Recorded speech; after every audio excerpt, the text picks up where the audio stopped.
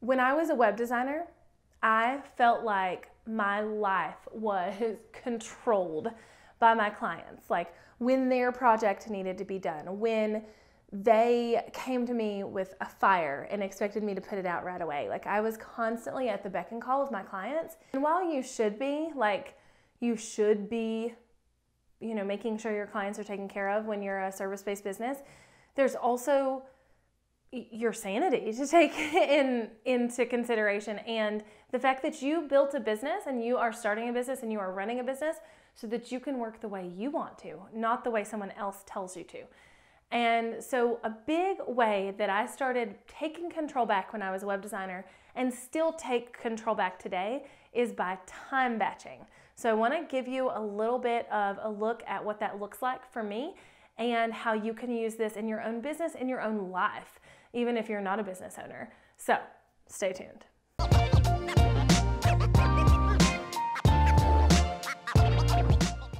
Hey friend, I'm Jessica Stansberry. If you are new here, you are in the right place, especially if you're wanting to learn how to better manage your time, because that is what we're talking about today.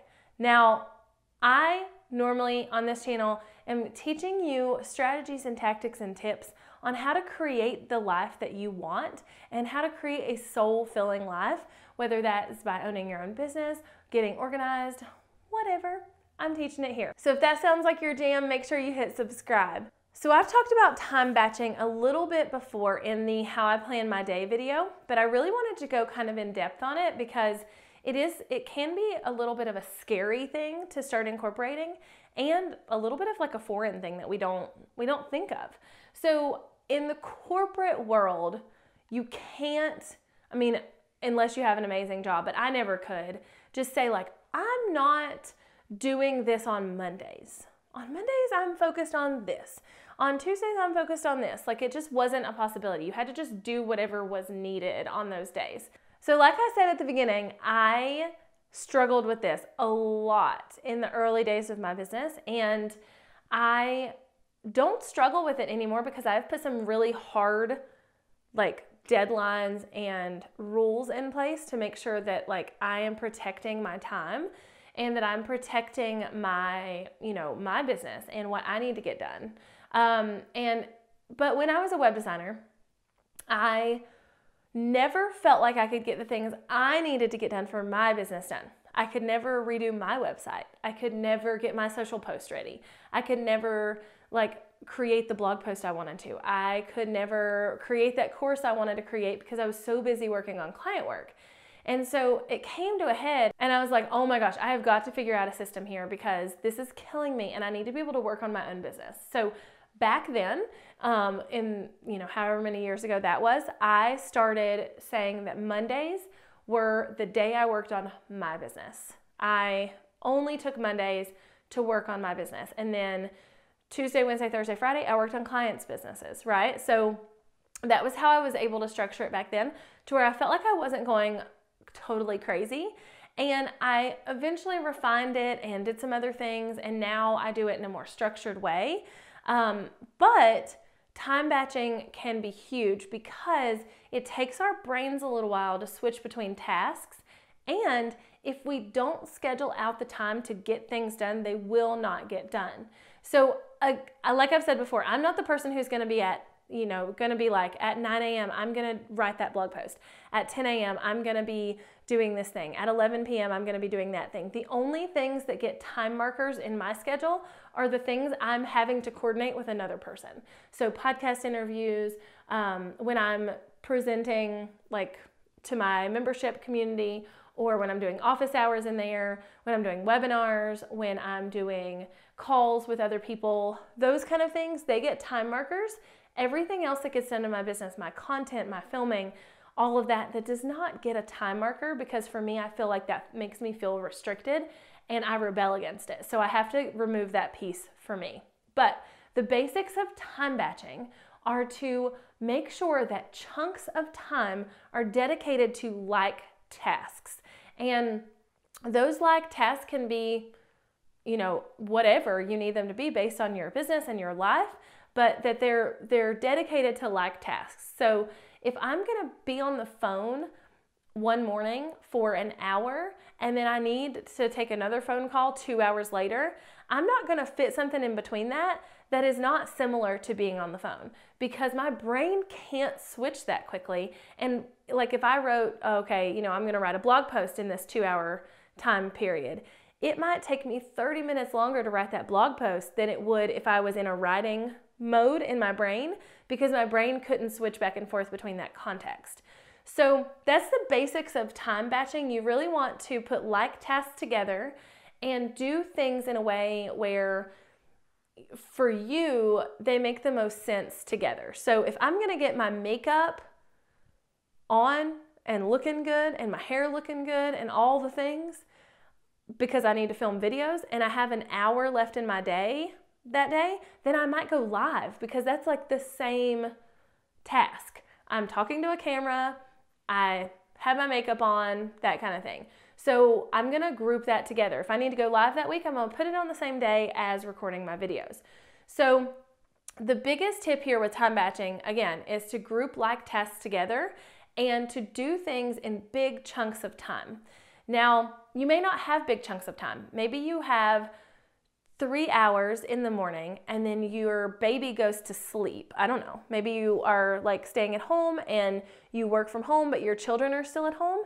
So then maybe your baby goes to sleep and you have to take a break and put her to bed, him or her to bed, and then you have to come back and work for another hour.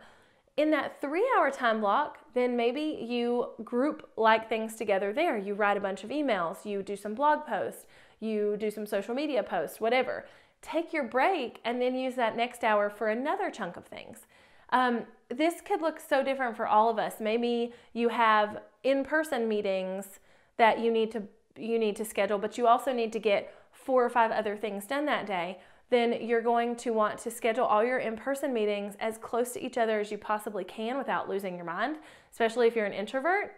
I am not, so I can go talk to anybody all the time, every day, but that's another video for another day.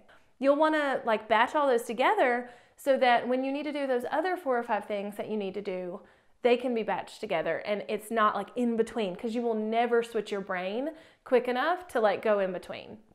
So time batch in a way that works for you to get the things done you need to get done, but also grouping like tasks together. So for me in my business and my life right now, I reserve Tuesdays and Thursdays, and those are the only days that somebody can get on the phone with me. The only day. It's the only day I do podcast interviews and recordings. It's the only days that I will do like a webinar.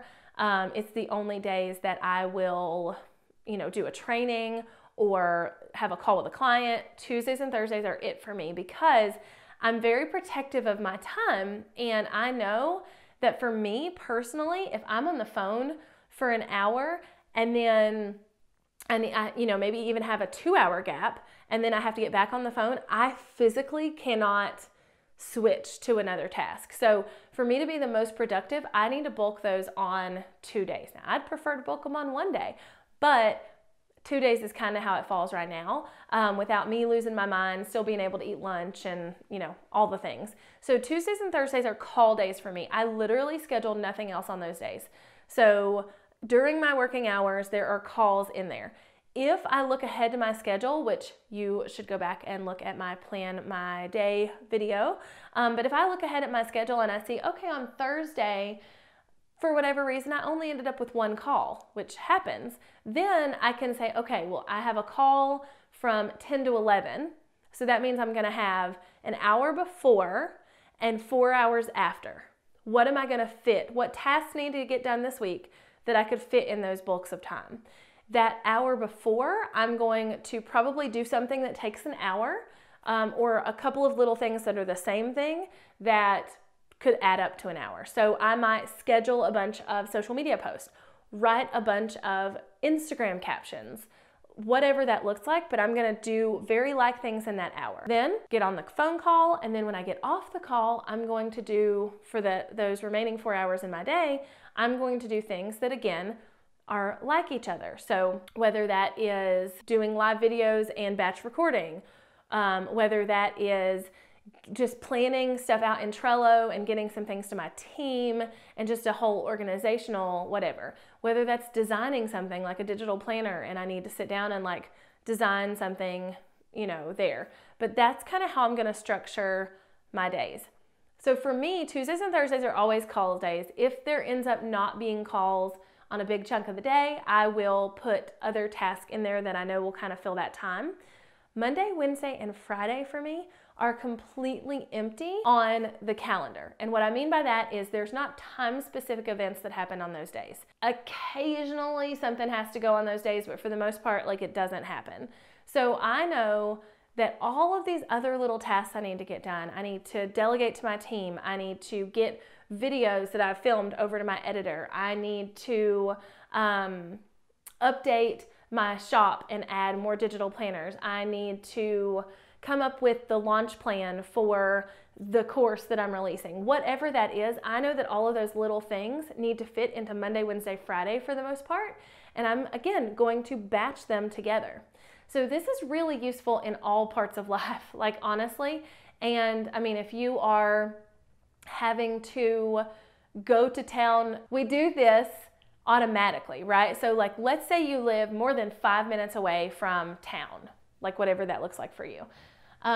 Then if you go into town because you have to go to a birthday party, maybe one of your kids' friends has a birthday party, and you go into town to go to that birthday party. You also know that during that day, you need to go to the grocery store, which is also in town.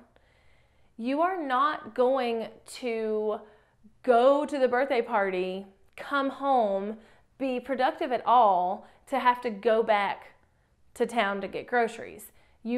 You're gonna batch it together. You're gonna be like, okay, well, while we're out, I might as well get my groceries. And that's a really like common example, a really like not super crazy example by any means, but it's one we all do kind of unconsciously, and this is not any different. So time batching is something I'm super like crazy about, and also something I'm very strict about. My operations manager, Amy, she knows that if she's gonna schedule something for me where I have to coordinate with another human, it's gonna be done on Tuesdays and Thursdays. She doesn't like question it, and she doesn't try and like overwrite that. Like, even calls with her, she will schedule in my fringe times on Tuesdays and Thursdays because she knows that I work best in that way.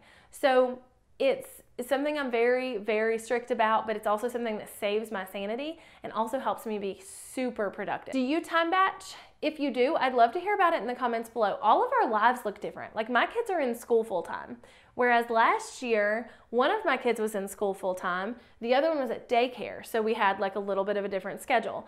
The year before that, he was only in daycare for 2 days a week. So I had to really batch things that needed to be done on the days he was at daycare. So we all have different schedules and different like needs out of our calendar, but time batching can be something that helps everybody. So if you have a way that this works for you and that you time batch, I'd love to hear about it in the comments below. And if you would like further explanation on anything I talked about it, let me know. And until next time, don't forget to hit subscribe and the bell so you don't miss any other videos that I am coming at you with 2 times a week. Bye, y'all.